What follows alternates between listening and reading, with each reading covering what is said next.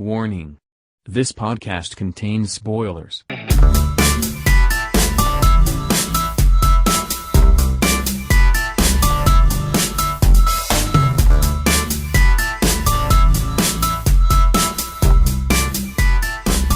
World Cinema Club. So, welcome everyone to another episode of Third World Cinema Club. I'm John Tawasil from the blog Present Confusion. I am Jim from the blog Jimiliko Iba Pa. And I'm Engelbert Rafferty of the blog Film Police Reviews. So today, if there are international guests out there, hello. You've discovered our podcast. We'll try to speak English as best we can, but of course, no guarantees. If we speak accidentally in Filipino, we'll try to explain what we said to you. So we will be talking about selected films from the recently concluded We Are One Global Film Festival. It's a free online film festival, the first of its kind on YouTube. It's the brainchild of a what do you call this? A collaboration between some of the top film festivals in the world. So they all curated a couple of films, some shorts from their programs in the past, and they decided to show it to us for free. And I guess before we start talking about the films, what did you guys think about the festival? Yeah. So I guess I'll start. I watched a lot of the films. I'd say about, including the shorts and the the VR features. I've watched like at least 20 films. So it really feels like, and we're watching this in the middle of the night because it starts I think 7 p.m. It starts 7 a.m. American time or something like that, and then it goes all the way to 7 p.m. But here in the Philippines, it starts 7 p.m. and then it ends 7 a.m. So it's like a night shift kind of thing. And it really feels like you're watching a film festival with like-minded folks around the world. We noticed a lot of Indian audience members, and in just a few hours behind us. So they're also watching in the middle of the night. And watching these films live as they are premiering is a very nice experience, especially sometimes in the chat the director will be there, or in the case of restored films, someone from who was involved in restoring the film, or the curator is in attendance to give some facts. And yeah, it's the closest thing to a film festival without going out, in my opinion. And they raised some money for charity. I think up to date, if you combine it all, it's around $30,000. So that's not anything to scoff at. And I hope they continue this in the future, especially if the pandemic still continues up to next year. I hope this is not a one-time thing. What do you guys think about the We Are One Global Film Festival? Do you want to start, Jim, or is it okay if I can start? You can start. Go ahead, Rafi. Okay. Personally, the effort is very commendable. The way the films were curated was, for me, it's very spot on. How many films reflect the current situation that we have in every single aspect of the world, and at the same time, the way these films encourage us to watch them, not just to be placed in a platform like YouTube. Um, we Are One Film Festival is more or less a valiant effort to bridge every single people all over the world to attend what we love, which is cinema. And Um, that right there is just as commendable as it's gonna get. With the films that were shown, or at least with the films that I've seen, I would have to say that many of these films are well made. They're not just like random films or mediocre films that were shown to people because it's for free or whatever. These were definitely well made, especially some of the films that I will be talking about in this podcast. I have to say that there is there is that feeling, or how do I say it? There is this feeling wherein I feel like it's gonna be just for this year because of the pandemic that we are in at the moment. But like what Doc said, I feel like this should continue in the coming generations or in the coming years because not only does this help us create a new platform for what many people are dubbing as the new normal, but this is more of like an opportunity for each people to share their talents, to share their opinions, and to share their love for cinema.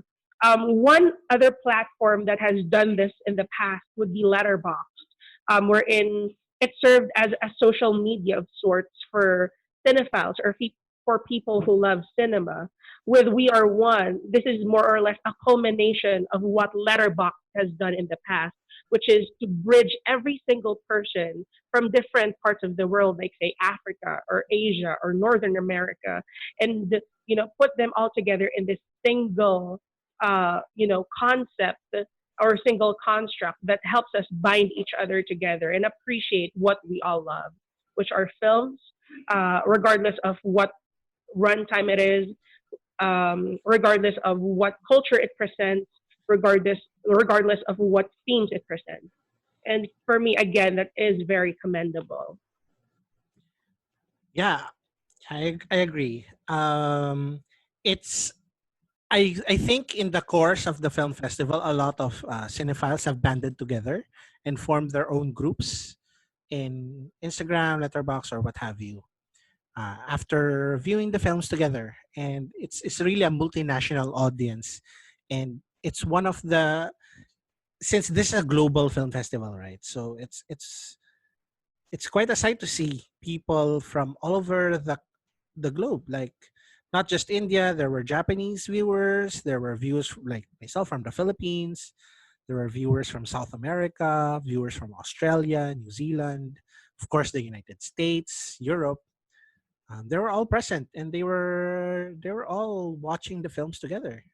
It's it's not it's not gonna be like a one for one replacement for the real thing, like watching communally in a cinema. But that communal spirit of watching films together with people of maybe like-minded people, or maybe people who think or who like films just like you. It's really it's a fun experience. Mm. Oh, yeah. But I also have to add, Doc, that with the conception of We Are One, it also puts into question what the future of theater chains might have, or like actual film festivals, like say Cannes or Berlin or Venice. We have no idea what's going to happen or what's in store for them in the future. Many people believe that they shouldn't be phased out Yeah, because yeah. the tradition and the culture that have been embedded in the creation of these festivals are should never be forgotten and should never be thrown away just like that. But at the same time, we are in a day and age wherein streaming platforms are a thing, wherein the internet serves as an avenue or as a platform to watch films, or regardless of what length, if it's short or full length. Um, but again, we need to understand that this just serves as like one of many other platforms that we may see in the future, uh, to adapt to what's going on with our society, with what's going on in our world. Yeah. It's the theater is not gonna die that easily. theater experiences are still very unique experiences, and the industry is gonna have to do a lot of things to adapt to that, because we can't go out i- on en masse anymore. Um, I mean, streaming is a option. Video on demand, pay per view, that's also an option. And also, free festivals like this. So we'll have to see what happens next. Yeah. So how about you, Jim? What do you think about the festival that just concluded? I thought at first that We Are One festival will only showcase films that are shown in Cannes Film Festival, and then uh, later on, I learned that the films shown in We Are One Festival, or the films that are included in the lineup, were films curated by the IFF, Venice, Berlin, Mumbai. So it's really a global film festival. And because of that, I believe that we're able to see what kind of filmmaking are they doing. And aside from that, we were also able to see the culture of different countries. Hmm. All right. That's good points, both of you. So I guess let's start discussing the films that we saw. We're each gonna discuss two films that we saw in the festival, and what we thought about those films. So let's start with, I guess let's start with me. um, the first film I want to discuss is Ice Cream and the Sound of Raindrops. It's a Japanese film, so it's from the Tokyo International Film Festival.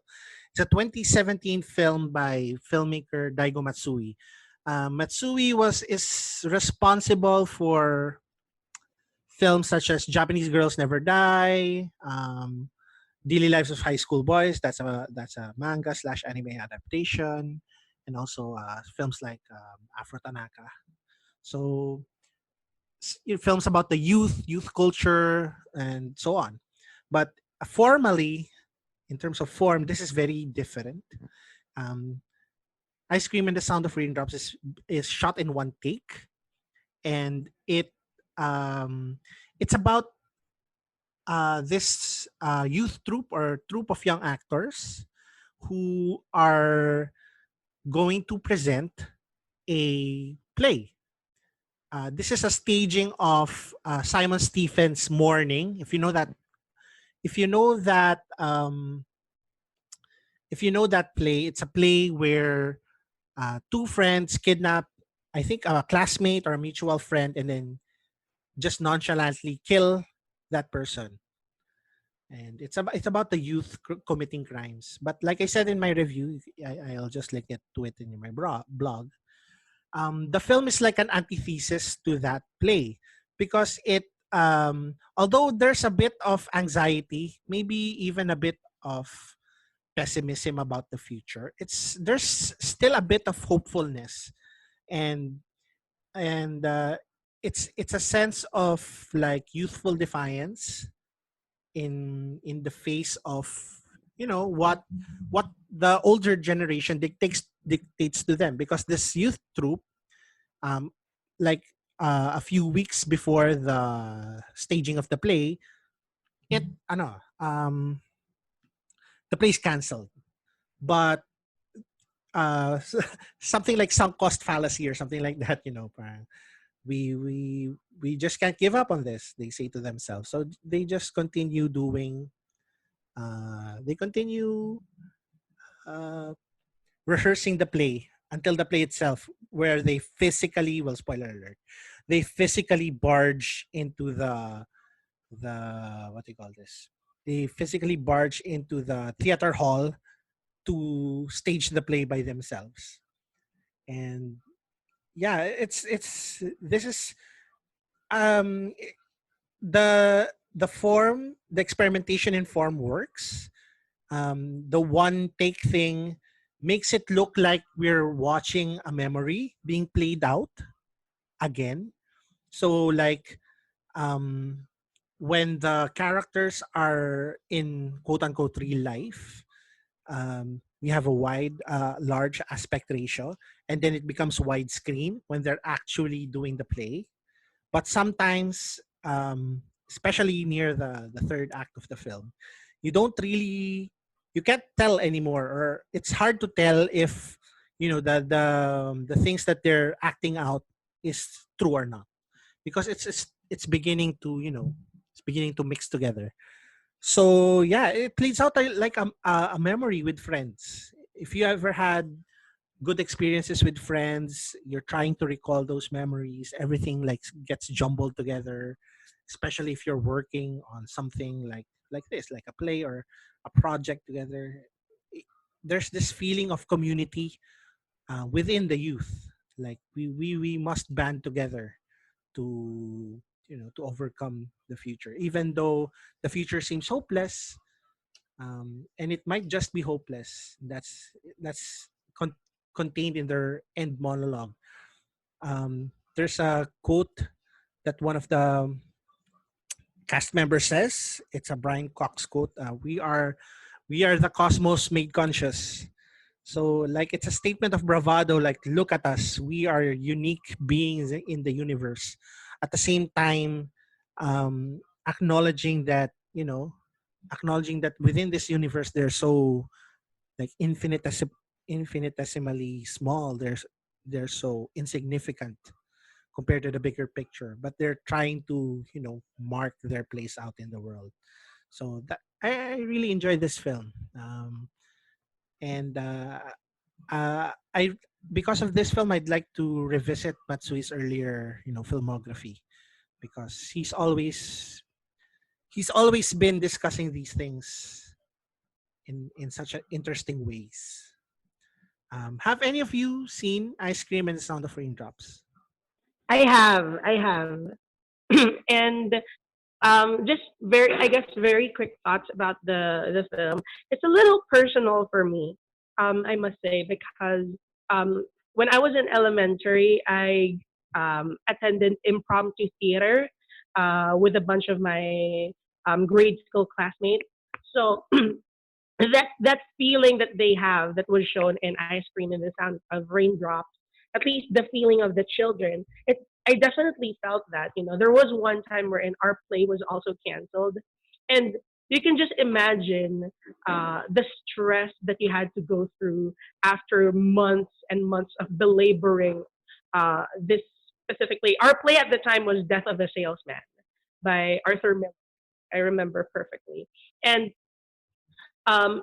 you can just feel that there was so much stress in putting up like the props, the acting, the technical dress rehearsals. Oh my goodness, there were so much stuff that we had to do, and there were multiple PDRs that we had to go through so that we can accomplish our play. And then the storm happened, and then the school decided to cancel the whole thing.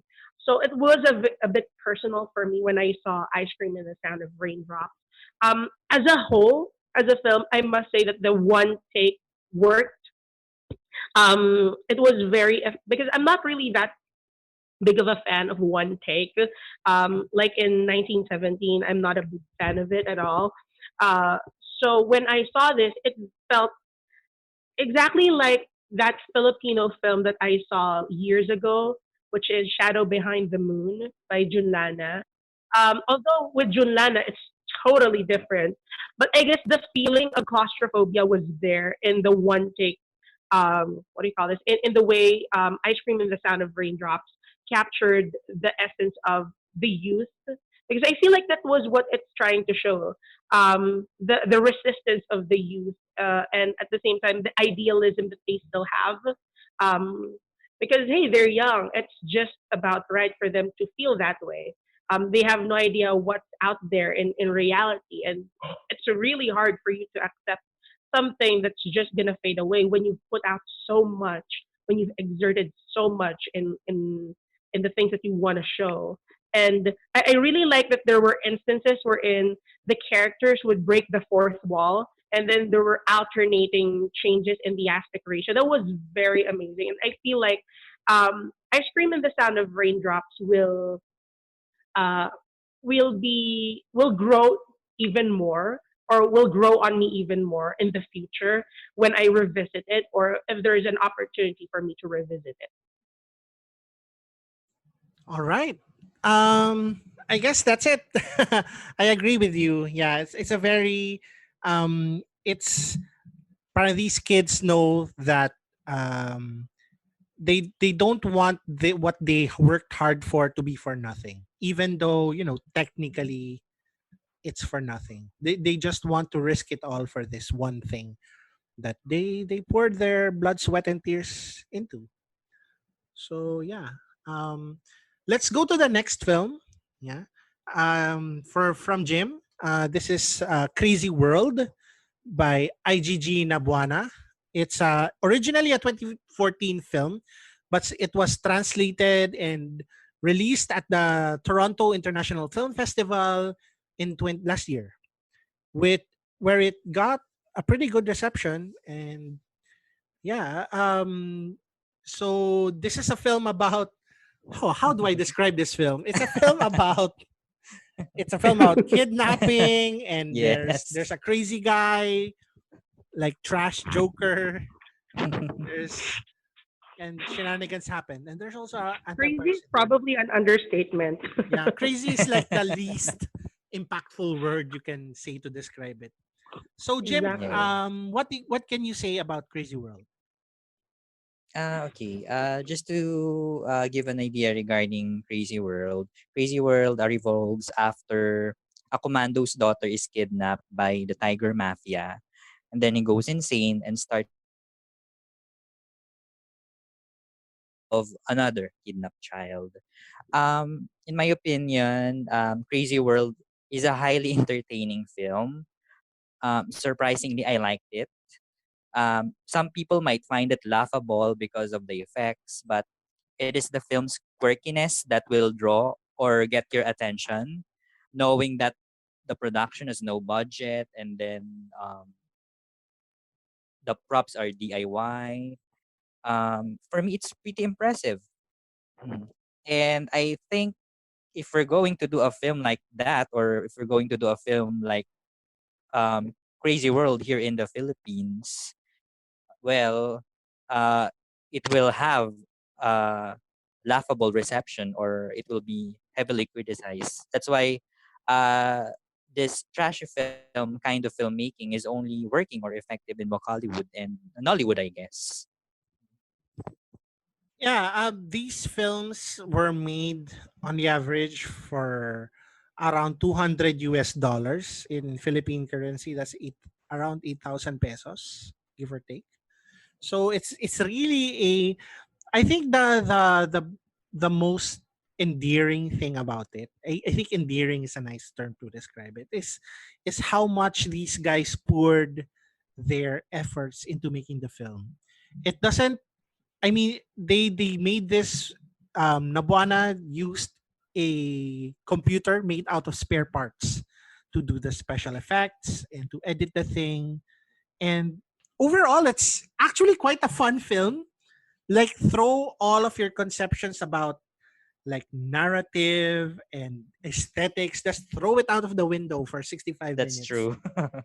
and just sit back and enjoy. These are the films that you know that are meant to be enjoyed by people. And but at the same time, this film is actually this film actually has a bit of commentary with it, because I watched a feature about Crazy World when it debuted at Toronto, and they were talking about Nabuana made this film so that his kids would not be kidnapped, because kidnapping kids for ritual sacrifice is very common in a couple of African nations, and he wanted to put a stop to that practice, and he's calling attention to that here, as well as, there's also a character here who's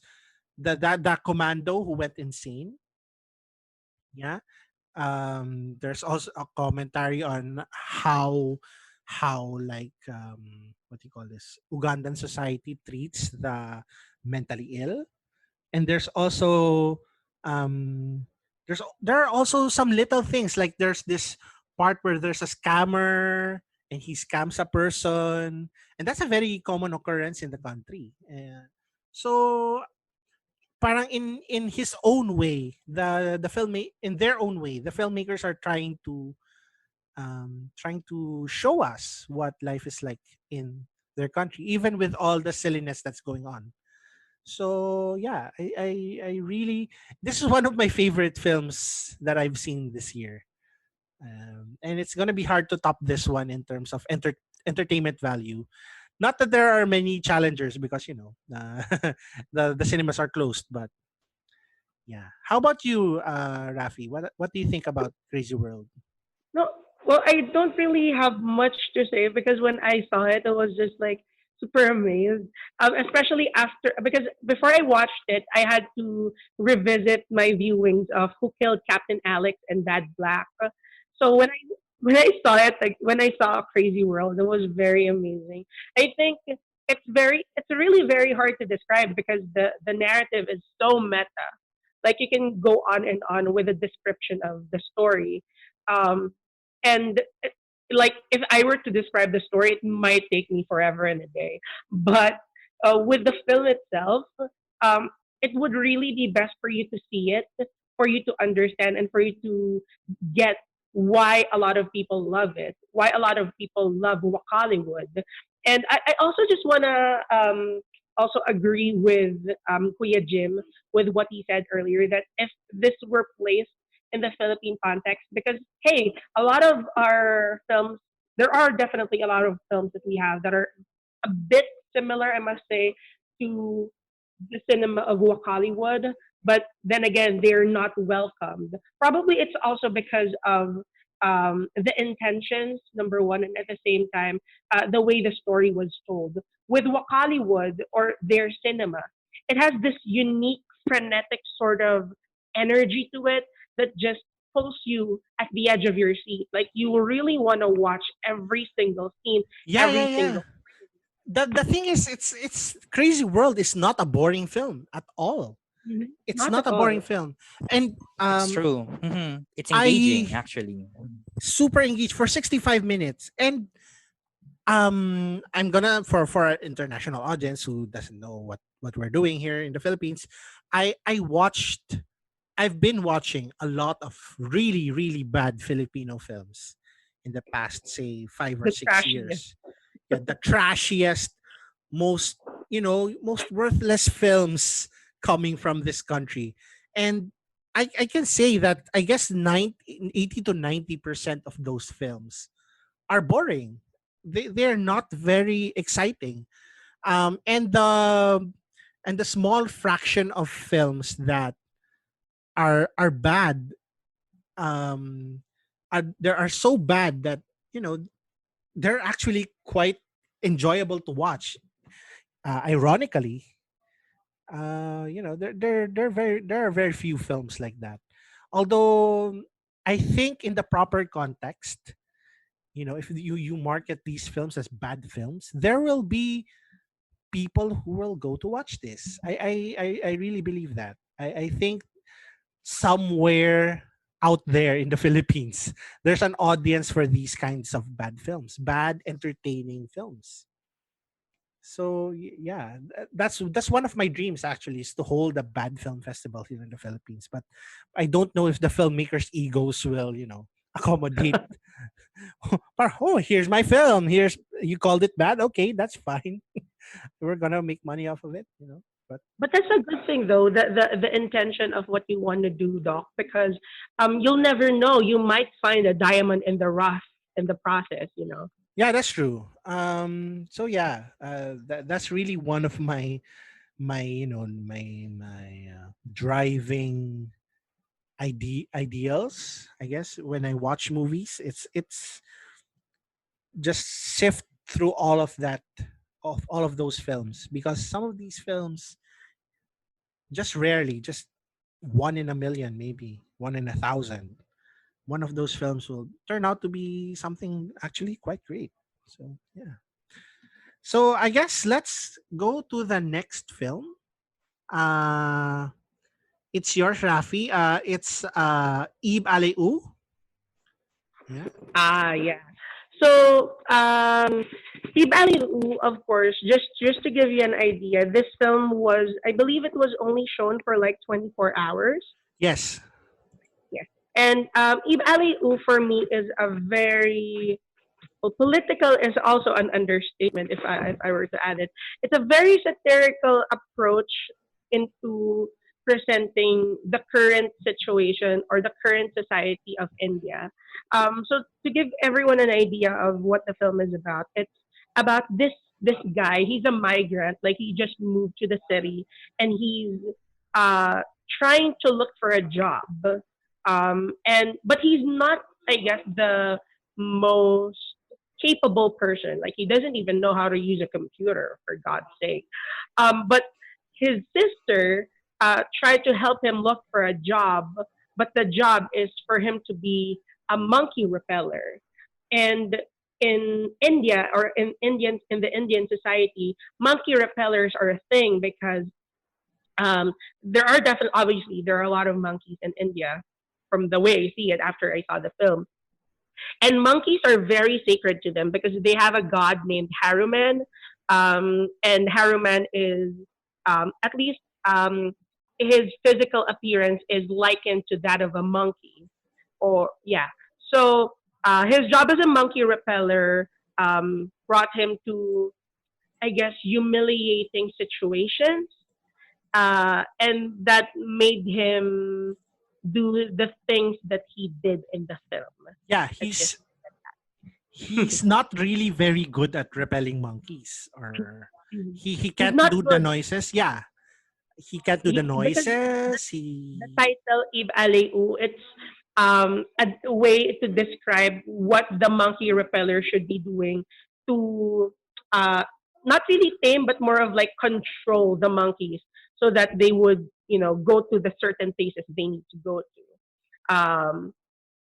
So Eeb Ali Ooh for me is a very powerful film. And it's a film that, well, for me, it reminded me so much for some reason. Can't stress this enough. Of a film that I saw 3 years ago at Cinema One Originals. So One Originals is a film festival we have here in the Philippines, which also showcases international films. And one of the films that I saw there 3 years ago is also an Indian film by Amit Masurkar. It's called Newton. It's a very political film and that film talks about suffrage and voting. It's totally different from Ib Ali Ooh, but Ib Ali Ooh has that same feeling or uh, that same vibe that Newton emits. Um, the way it presents its satire is very spot on. It's more of like a presentation of the caste system in India. Even though a lot of people are saying that there are no more caste systems anymore, or there are no more social structures or whatever, it feels like the way Anjani, the main character of the film, was presented in the film. It's like he's one of the pariahs. He's one of the lowest of the low. Being a monkey repeller doesn't mean that he has like uh, many privileges, unlike many of the characters that were on the film. He doesn't have the power. He doesn't have the capacity to move to greater heights or find his greener pastures. That's why he's forced into these situations that society is forcing him to be into. And that's it's very powerful for the director to show this because um, many people do not know what the Indian society or at least what the status quo of the Indian society is at the moment. Probably because there are also a lot of stuff going on in with different countries like ours, for example, and I have to put that on record. Um, with Eeb Aleu, it draws out some sort of nationalism to especially to its Indian viewers, I must say, because the way they presented poverty and the way they framed it, it's so you wouldn't really feel sympathy. Sympathy is is a bad word to use. I feel like it's more like you'd empathize for them. You'd feel like why do they have to be in those situations, or why do they have to struggle? Why are there a lot of people in India who are forced to go with contractual jobs or be forced out of employment because of their incapabilities? This means that it reflects what kind of government or what kind of society India has. Its neoliberal approach to handling its citizens, and at the same time, the way it also presents even the undercurrents of violence. I read this from Philbert D before because he also wrote like a review for Eeb Allay Ooo. He was just trying to describe that there's some sort of violence being presented, but it's not on screen. Like it's somewhere that you have to like read between the lines for you to understand. Although I didn't get it at first viewing, but when I saw it the second time around, um, I feel like there definitely is some sort of violence, but not really violence, but more of like um, a disparity between those who are capable, those who are in power, or at least have some sort of power, like Anjani's sister or Anjani's brother-in-law. They have some sort of power still for them to move out and about in the society. And Johnny doesn't have that or doesn't have that privilege. So you put into question what kind of society India has, and at the same time, it puts you into question what actions must be taken by citizens or at least by its officials for us to move away or veer away from that society. So it's a very powerful film, and I feel like everyone should see it if given the opportunity. Yeah, I this is Pratik Vat's debut film, and it's a really good depiction of, well, I guess, Indian society for one. I saw this film as a film with a film of hierarchies, actually, a film of power structures, and the implied violence that is carried out in the film is due to those power structures. um, See the langurs, they antagonize the monkeys. The monkeys antagonize the people. The people can't Mm-hmm. do anything about them because the monkeys are sacred. On the other hand, the um, Anjani's boss um, berates Anjani, Mm-hmm. and then Anjani's superior berates Anjani's boss. So it's like a dog eat dog world where there's always a bigger fish, even within Anjali's own family. His sister, if you look at the family dynamics, his Mm-hmm. sister is trying to be the dominant one in the family. She's she's pregnant. She controls her husband, who is a security guard. The said security guard is also um also controlled at work by his superiors. He's made to have a gun that he doesn't want to use.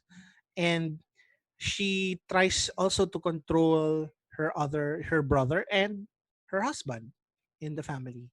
And there are symbols in the movie where that suggest like mobility within these structures for people at the bottom to try to go up.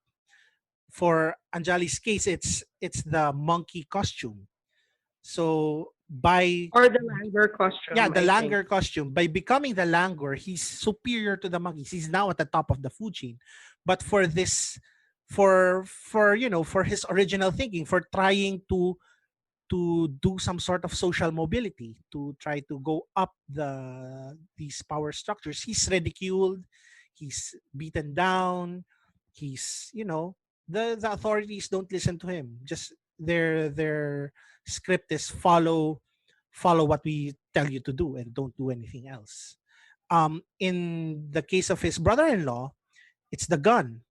There's a pivotal scene, actually the climactic scene of the film, if other than another spoiler-filled scene, where this his security guard brother-in-law uses the gun as a parang a tool of power to use over someone who's harassing his wife over some work. And he feels that that power come over him. It's because of anger, but the roles, the power dynamic is reversed at that moment, and for that he doesn't feel triumphant after the fact. He doesn't feel like he should continue doing it. He gives away the gun to Anjali, who sells it to a costumer. So yeah,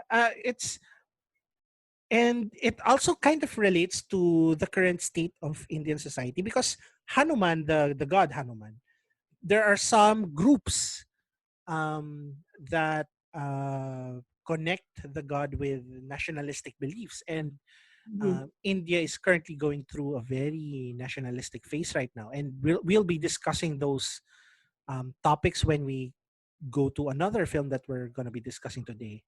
So yeah, I think this is an important film. I hope, for some reason, all of the Mumbai Film Festival entries have limited numbers of screenings, but to the people who watched it, you're very lucky, and to those who haven't watched it yet, if you can find it legally, of course, online somewhere or whatever, yeah, please go out and see this film. It's a very important I film. agree. Definitely. So let's go to, yeah, speaking of Indian films, let's go back to my second film that I'll discuss today. It's called Nasir. It's a film, the second film by Arun Kartik, and um I actually learned of this film because one of my favorite Indian filmmakers, P. Ranjith, he I I think he endorsed this on Twitter, and then one of the audience members said, "Oh, look at it! There he's watch Nasir. It's a very interesting film." And of course, it's a like Eeb Allay Ooo. It's a limited screening. I think it was available for only 24 hours. Mm-hmm. 24 or 48 hours. I'm not sure. Um, 24. 24. Yeah. Okay. So Nasir, the titular character, is a sari salesman. He lives in a city called Coimbatore, in India, and at the very start, you can hear the Muslim call to prayer, so you know that Nasir is a Muslim. And this film plays out like a slice of life for the most part. Actually, it details his life going out. He's a kind-hearted man. He's loving. He loves his mother is sick, very sick with cancer. His wife is visiting relatives, so he has to spend the day alone. Um, but historically, in the context, this city was the site of multiple violent riots against the Muslim population because of nationalist Hindu movements that have been proliferating, especially um, in the wake of the election of the current president Narendra Modi and his party. Um, you can hear hateful rhetoric, just in the background, and people talking out of earshot about, oh, look at these Muslims, they're trying to take our jobs, something like that. So hate is all around Nasir, but he's not personally affected by this hate until the very end, because this film reminds me a lot of Ryan Coogler's 2013 film Fruitvale Station. Oh, yeah. Yeah, so in which there's a normal character going about their daily life, and then they're subject to systematic violence, sponsored or maybe not sponsored, or parang rooted sometimes in the state. So yeah, it's what's gonna happen, but it's still a very disturbing, very powerful moment. And yeah, it's for me, it's an unforgettable film. As a Muslim myself, it's very, it chills me to the bone that such violence can occur so rapidly in the blink of an eye, and things end just like that. Yeah, so I hope, like Eeb Allay Ooo, it's a very important film. I hope you guys get to watch it. If you can, please find a copy. Um, it, for me personally, some of the best films of this festival have been the Indian entries. I agree. And let's put into context the aspect ratio of Nasir. Yeah, it's 4:3. Yeah. I think that really contributes to how Nasir's presentation of the communal bigotry in India is presented.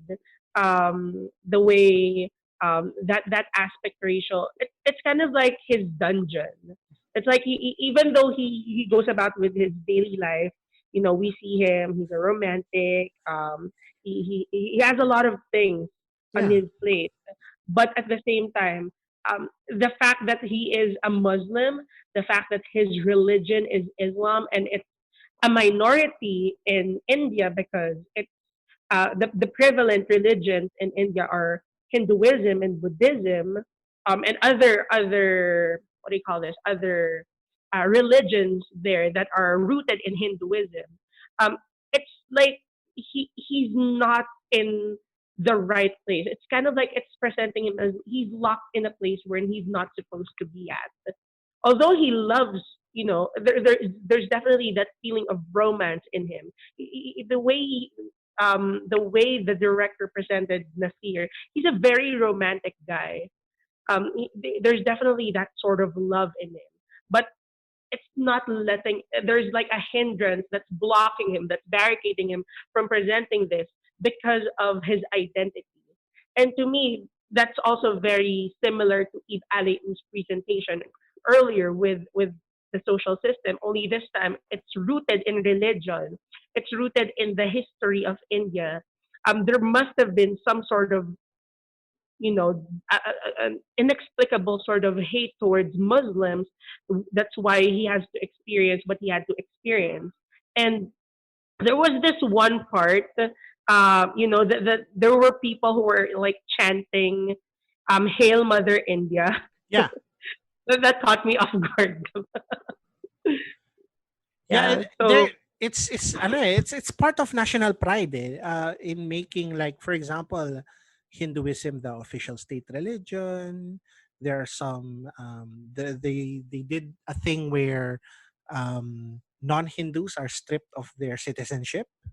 There Mhm. was a thing like that earlier, if not earlier this year, late last year, and so on. And it just erupts.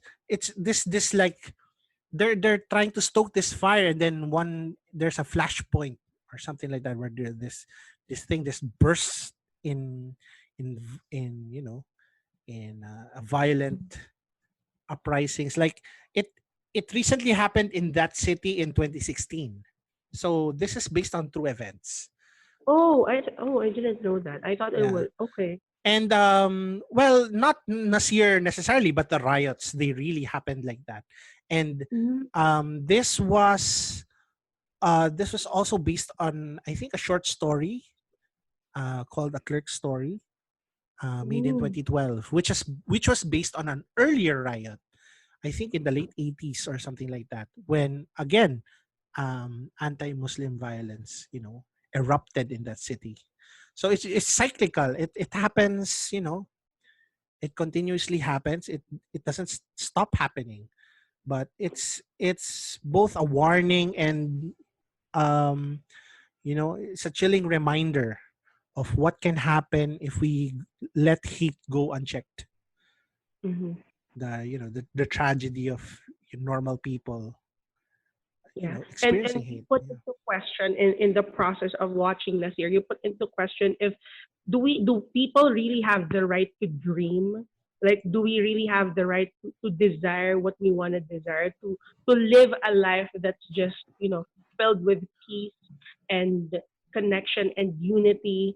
At least the unity and diversity is at least what it's championing, what the film is championing. And that's very admirable because we are in a world, or we are in a society, even in our country, I must say, wherein people are divided because people are locked into their ideals and can't accept one's ideals over the other. And to me, if we can just find that common ground with each other so that we can be united, we can have that form of solidarity that the world needs, then the world will be a better place.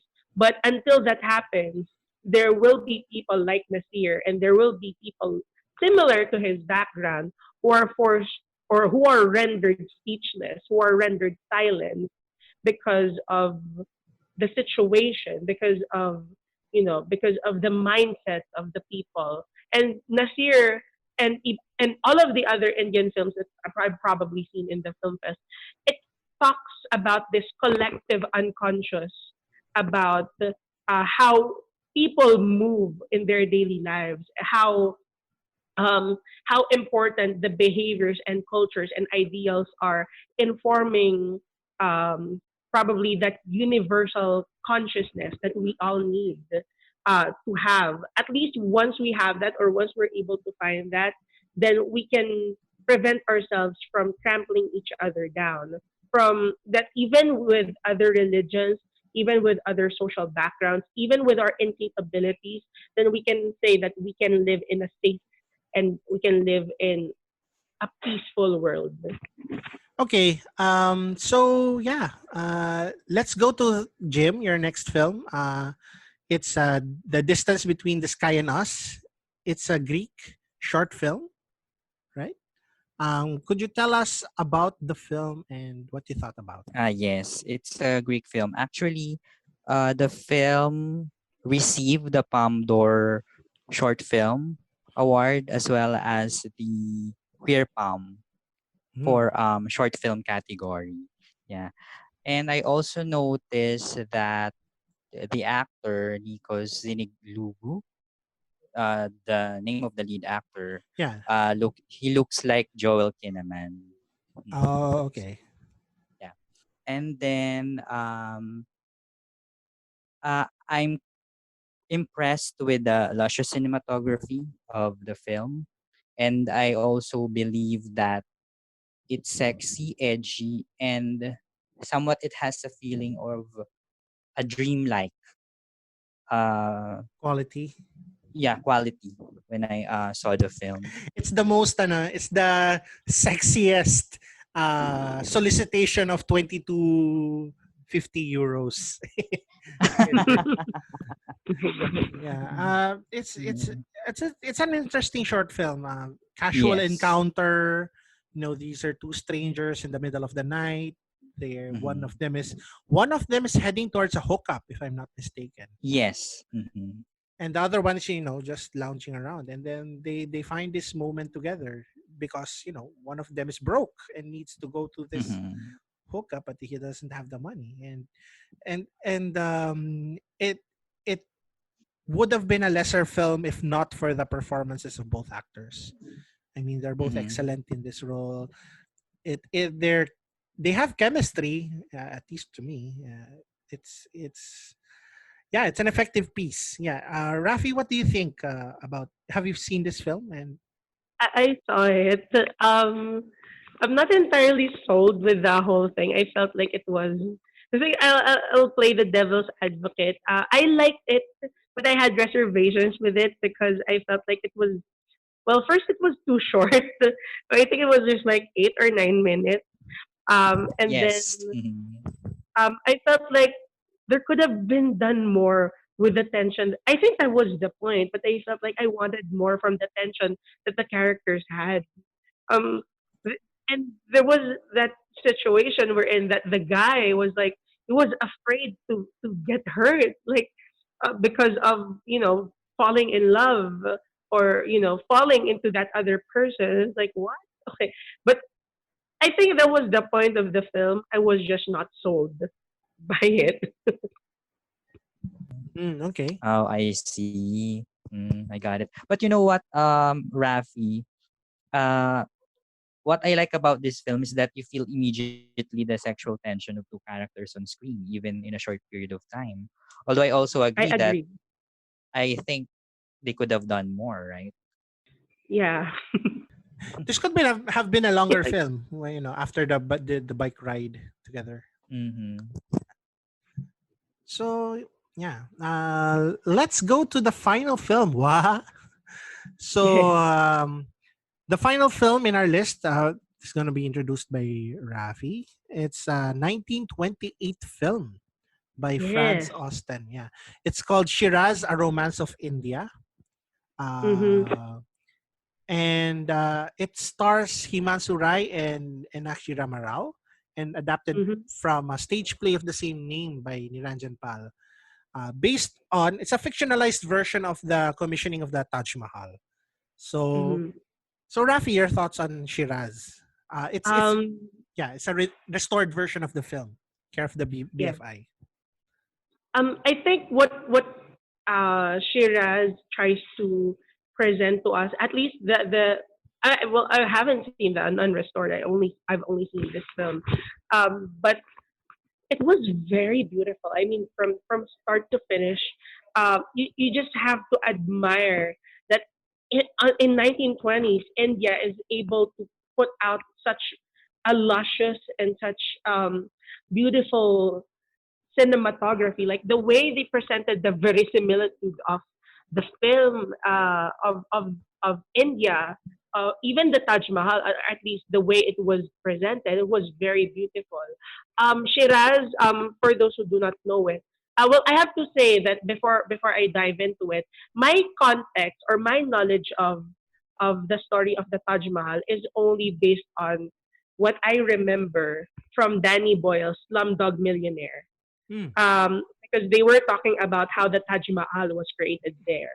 So I had no idea that this, at first I didn't know that it was a fictionalized version of it. Wherein right from the start there was this kid, this child who was you know uh, she was fostered by a potter, and then eventually she becomes a very beautiful woman named Salima, and his her brother, or quote unquote brother, who's the titular character of the film, Shiraz, he falls in love with his sister, but they're not really sisters because, um, of course, Selima is fostered. And then uh, stuff happened. Let's just put it at that. Selima got kidnapped, and then she becomes the eye of this prince, who eventually becomes Shah Jahan, who and eventually they fall in love with each other and whatnot. But then Shiraz is left on the blind on the wayside. Like he's still there, who's fallen in love with who is still in love rather with Selima, and connives or creates this weird plan uh with the wife, or the original, or the legal quote unquote wife of Shah Jahan, to so I guess he really wanted to get Selima back. He wanted to get, eventually Selima becomes Mumtaz Mahal. I think I'm just rambling here, because the story itself is it's not really um, that complicated. It's a very straightforward story, almost like a retelling of what happened. So there's not much to get out of it.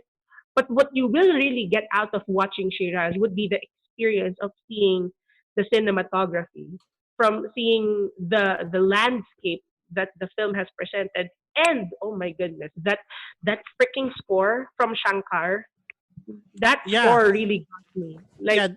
This was a specially commissioned score by Anushka Shankar. She's yes. the daughter of Master Ravi Shankar.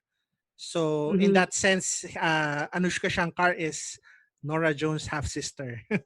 Yes, and the way she made that score, it was so captivating. Like you can't pull yourself out of the film because of that score, because of the cinematography.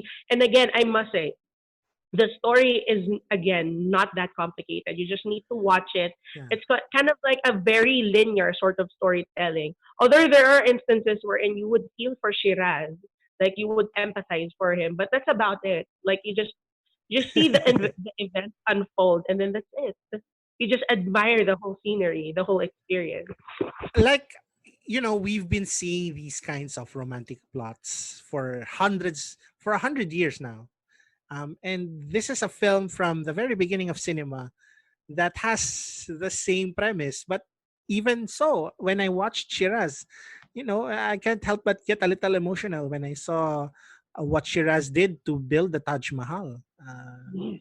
So it's a nice film, and the cinematography and some of the effects there. I think matte paintings were involved, but some of the cinematography for a 1928 film, it's very impressive.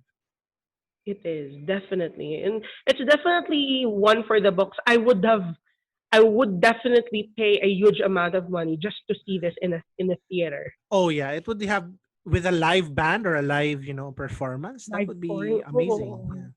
I will die. And Shiraz is not the only restored film from the BFI. They've also they also released another film, The Epic of Everest, which is an I think 1928 or 1924 film. Catch that. Yeah, and again, lovely film, great soundtrack, and if I think if you be visit the BFI website or YouTube channel, you can find some of these restored films to view. So if you have the time, go over there and take a look. Yeah, 'cause these are films in the public domain. I think so. Oh, I They should be didn't know free. that. So yeah, Shiraz, what a nice film, and we're here in Third World Cinema Club. We're very much proponents of love. we we ship these characters or something like that. I kid. And I'm a big fan of restorations. Like Yes. every opportunity you get to watch a restored film, that's definitely an experience right there. Regardless if the film is good, so long as it's restored, it's like you're seeing a totally new film. Yeah. Breathe it to new life. And seeing it in relatively high definition, it's like seeing another world, another time, crisply captured through film, and it's a wonderful thing. Seeing film is a wonderful thing, and I guess with that thought, let's end this short episode of Third World Cinema Club. I hope you all enjoyed our English only ramblings about global cinema. We'll be back Yeah, next time I with did my best. we did our best. We're sorry if we We did our cannot best actually. we're sorry if we I cannot think articulate, that well in English, but we it's tried. fine. And I feel Yeah, we like we tried. tackled mostly Indian films, so Yeah, it became it became an Indian film festival now. Actually, I both of know. you, because I've only had, I think, I'm sorry, I've only had few Bollywood films in mind, like films of Amir Khan and Shah Rukh Khan. So I wasn't able to relate with you guys. I wasn't able to see it during the We Are One festival, those films that we Yeah. discussed. Let me say it right here, right now. Among Asian cinema, Indian cinema, especially not just the blockbusters, the smaller independent productions, parallel cinema as they're called in some places. Yeah, it's some of the best movies in the world, in my Exactly. opinion. Even the Tamil films, I've seen a handful of Tamil films, like from I forgot the name of the director, Lilo Jose Pelliceri. He has these kinds of amazing films that are like very beautiful. Yeah, And I feel like many of their cinema needs to be checked out, all the way from Satyajit Ray's Apo trilogy to what they are showing now in the yeah. modern world. Yeah, definitely. And of course, like I said before earlier in the Crazy World episode, also look at the blockbusters. You might find something very very entertaining in their offerings there. So Mhm. yeah, go World Cinema. Will um, if you're interested in this kind of content, please follow our blogs or something like that. Yes. We'll be Please back. stand us. Yeah, please, yeah, please like and subscribe. um, on the other hand, we'll be returning to Tagalog in the next episode at Yes. last. Mhm. So, but if if there's an audience, if people show interest in this kind of thing. Why not? Let's train our English more Oh, another one. Another it's one. challenging. Another another one. Another one. DJ challenge. What if our audience was Japanese? So we'd have to train in komawa kono ega wa. Fishy. We're not third worlds anymore because we're Yeah. going We're go- multilingual, if that's yeah, the We're we're gonna going case. global. Global Cinema Club, First World Cinema Club. Oh, we've already taken. But yeah, anyway, that's it. I'll see you guys at the virtual movies, and of course, we are one film festival entries. They're available. Most of them are available 7 days up from their from their first screening. Original upload. Yes. Yeah. And all of the VR entries are available up to the 14th, if I'm not mistaken. Plus or minus your time zone, of course. So that's it. We'll see you guys next time. Bye bye. Bye Bye. bye. Stay safe, guys.